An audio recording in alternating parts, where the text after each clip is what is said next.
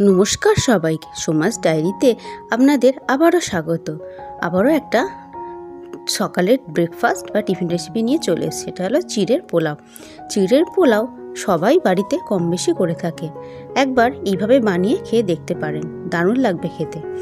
তো চিড়েটাকে আমি ভিজিয়ে রেখেছিলাম 6-7 ঘন্টা।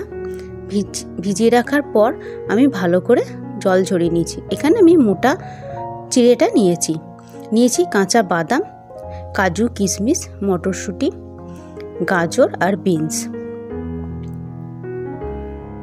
এবার ভেজিটেবলসগুলো সব একটা একটা করে আমি কেটে নেব। মোটা দানা চিড়েটা প্রচুর নোংরা থাকে। চিড়েটাকে ভালো করে অনেকক্ষণ জল দিয়ে ধুয়ে নেবেন।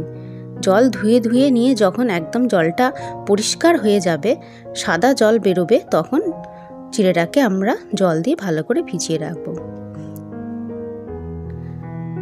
7-8 ঘন্টা ভিজিয়ে রাখার পর সেই চিড়েটাকে ভালো করে জল ঝরিয়ে নেব। আমি গাজর কেটে নিলাম, বিনস কেটে নিলাম। এবার কেউ চাইলে এটাকে পেঁয়াজ দিয়েও করতে পারেন, আবার চাইলে নিরামিষ পদ্ধতিতেও করতে পারেন, মানে পেঁয়াজটা না দিলে নিরামিষ হবে। তো আমি এখানে পেঁয়াজ দিয়ে করব, তাই অর্ধেক একটা পেঁয়াজ আমি কেটে নিচ্ছি। আমি একটা ফ্রাইং প্যান বসিয়ে দিয়েছি, দিয়ে দিলাম 2 টেবিল চামচের মতো সাদা তেল। তেলটা একটু গরম হয়ে গেলে আমি বাদামগুলো প্রথমে ভেজে নেব। বাদামগুলোকে ভালো করে লাল লাল করে ভেজে নিচ্ছি। বাদামটা ভাজা হয়ে গেলে তুলে নেব। ওই ফ্রাইং প্যানেই আমি দিয়ে দেবো এবার ফোড়নে প্রথমে দেবো আমি 1 টেবিল চামচ জিরে, 1/2 টেবিল চামচ মতো কালো সর্ষে আর কারি পাতা। এখানে একটা 10-12টার মতো কারি পাতা আমি দিয়ে দিলাম। দিয়ে এবার আমি যে ভেজিটেবলসগুলো, সবজিগুলো কেটে রেখেছিলাম সেইগুলো এবার দিয়ে দেবো একটা একটা করে। প্রথমে গাজর আর বিনসটা দিয়ে দিলাম, দিয়ে এবার ভেজে নেব। তারপর মটরশুঁটিটা দিয়ে দিলাম,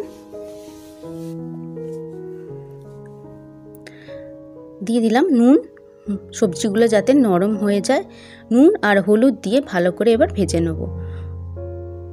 নুন হলুদ দিয়ে ভেজে নিয়েছি কিছুক্ষণ, সবজিগুলো নরম হয়ে গেছে। এরপর আমি পেঁয়াজটা দিয়ে দিচ্ছি, আর যে কাজু বাদাম আর কিশমিশটা নিয়েছিলাম সেই কাজু বাদাম আর কিশমিশটা আমি দিয়ে দিচ্ছি। দিয়ে একটু চাপা দিয়ে দেবো সবজিগুলো যাতে নরম হয়ে যায় আর একটু ভালোভাবে। তো কিছুক্ষণ পর চাপা খুলে দেখবো সবজিগুলো একবারে নরম হয়ে গেছে। এরপর ভিজিয়ে রাখা যে চিড়েটা ছিল সেই চিড়েটা আমি এবার দিয়ে দিচ্ছি আর একটু নুন আন্দাজ মতো, আর দিয়ে দিচ্ছি 1 টেবিল চামচের মতো ম্যাগি মশলা।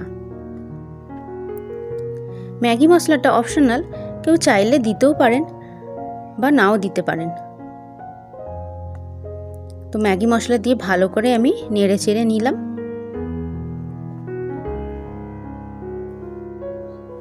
গ্যাসটাকে একদম কম করে আমি এটাকে ভালো করে নেড়ে নেব। একদম ঝরঝরে হয়েছে দেখুন, কোনো রকমই জল ইউজ করিনি এখানে। আর একটু আন্দাজ মতো 1 টেবিল চামচের মতো দিয়ে দিচ্ছি একটু চিনি, স্বাদটা ভালো হওয়ার জন্য। এবার ভেজে রাখা বাদামগুলো আমি দিয়ে দেবো। বাদামগুলো দিয়ে আমি ভালো করে নেড়ে নেব। দিয়ে দেবো কিছুক্ষণ চাপা একটু হওয়ার জন্য।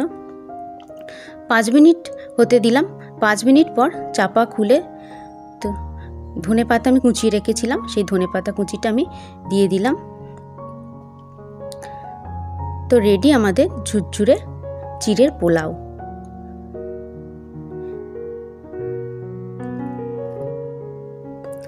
তো একবার এইভাবে বানিয়ে খেয়ে দেখতে পারেন, দারুণ লাগবে খেতে। আর আমার রান্নাটা যদি ভালো লেগে থাকে তো please like, share and comment, পারলে আমার চ্যানেলটা একটু সাবস্ক্রাইব করে দেবেন। আরও নতুন নতুন টিফিন আইডিয়া বা রান্নার আইডিয়া পাওয়ার জন্য। আর ভিডিওটা দেখার জন্য আপনাদের অসংখ্য ধন্যবাদ। সবাই ভালো থাকবেন, সুস্থ থাকবেন।